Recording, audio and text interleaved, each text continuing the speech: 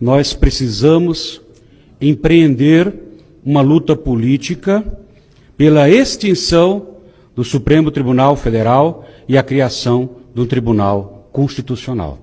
Boa tarde a todos, essa é a minha contribuição. Nós temos um problema institucional gravíssimo no Brasil.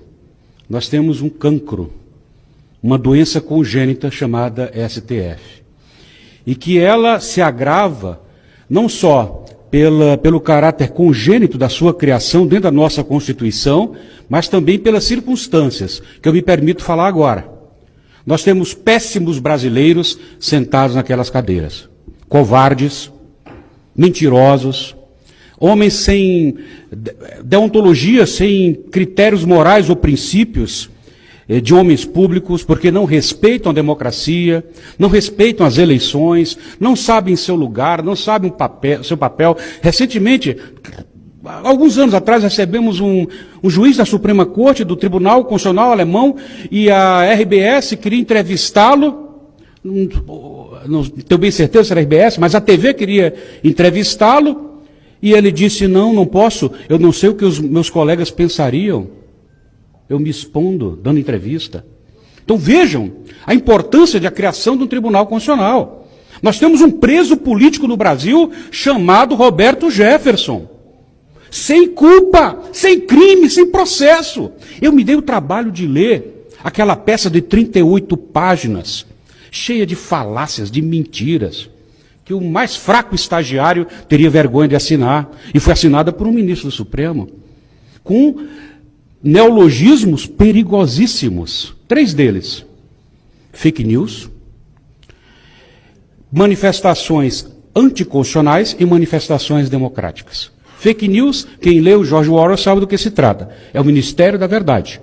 Que não basta querer governar, o Supremo Tribunal Federal agora quer usurpar a nossa consciência e dizer para a gente o que é verdade, o que é mentira, a partir de uma opinião. E por opinião, prendeu o Roberto Jefferson.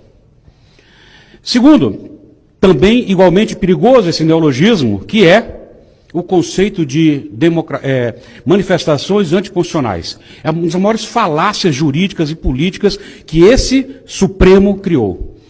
A única manifestação anticonstitucional é manifestação armada.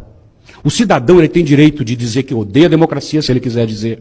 Ele tem direito de dizer que odeia o Supremo Tribunal Federal, se ele quiser dizer.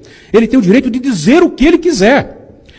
Então nós estamos instaurando, através de neologismos jurídicos, algo muito perigoso, que é uma ditadura, uma tirania de capas.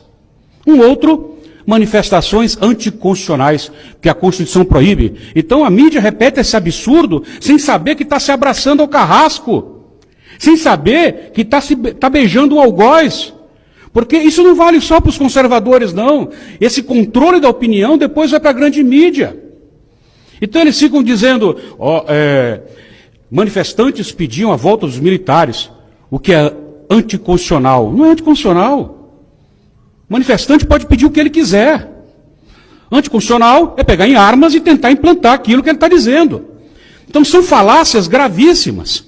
E estão agravadas pelas circunstâncias, que são os péssimos brasileiros que estão lá. Não vou chover no molhado, nós sabemos que esse processo, pelo qual Alan dos Santos é um exilado político também, nós sabemos que esses processos já foi bastante discutido, nós temos a imoralidade, a indecência da suposta vítima, seu investigador, ser o juiz.